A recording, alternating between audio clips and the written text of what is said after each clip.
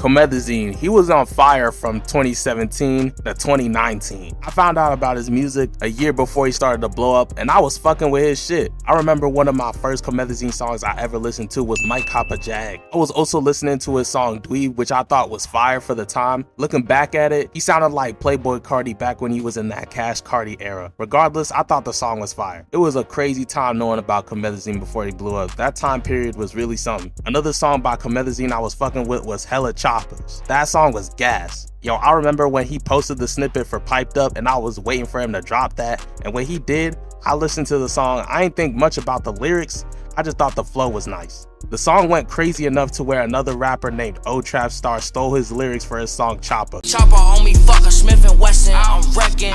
Chopper on me, fucker Smith & Wesson. He copied my whole fucking flow! Word for word, bar for bar! I found out about both of these rappers in the same year.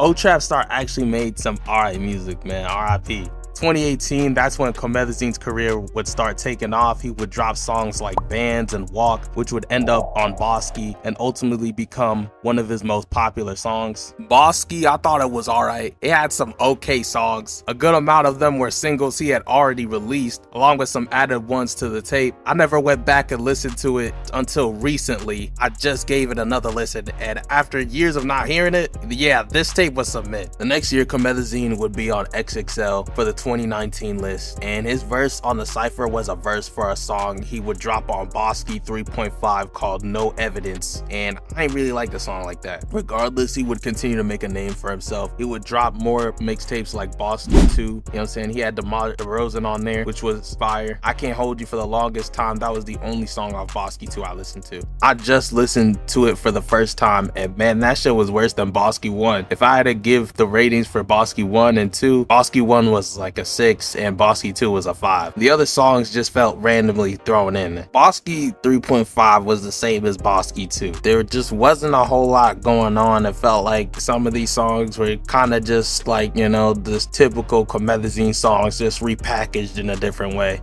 The two best songs on there gotta be Hench Mafia and Find Him. The rest of the songs were whatever. I'd probably rate this project a 5 out of 10. This project sounds insanely average. If he had kept the aggressive fast flow throughout the entire project, I would have rated it higher. Pandemic. When I first listened to this, I'm gonna keep it 100. This shit was garbage. Like, I can't lie, I would never go back and listen to any of these songs. The entire fucking thing just felt like a collection of throwaways. I'd rate this mixtape a fucking amazing 3 out of 10. Would never listen to again. I'm not playing this shit for my kids, my grandkids, and hopefully my grandkids won't play it to they fucking kids neither. After Pandemic, he already dropped BOSI 4. Oh my god! You know what I'm saying? The 4th one, bro. Like, now he's really pushing it. This mixtape was better than Pandemic, not by much. It had one okay song, which was Airbags. That's it. I wouldn't go back to this tape for anything. I wouldn't even have to tell you my rating of this mixtape because it's already in the title. If you haven't heard Pandemic or BOSI 4, you're very fortunate because goddamn, those projects were trash, like dead ass. Like, I feel like listening to Comethazine and Trippie Redd's new music would be all it takes to get the Venom symbiote off of me. After all those mixtapes, he finally drops his first album, which is self-titled, and if you think I'm gonna put myself through that torture of even giving that a listen, this is my answer. The first week sales for this were horrible. It sold 7K first week. Lord Jesus have mercy. Yo, he ain't even sell cardboard. Nah, man. This nigga sold chicken bones and paper plates. He dropped BOSI 5 right after that. Dog, I've had enough. Like, bro, I only heard one song from it and knew I didn't want to hear the rest of the songs. I don't get how Comethazine became this washed over the years. He used to make some cool songs, now his shit just be putting me to sleep. He be adding more effects to his vocals and ad-libs, and his shit still sound boring. Comethazine ruined any chance of potential success he had. If I had to say what led to a decline in his career, it would be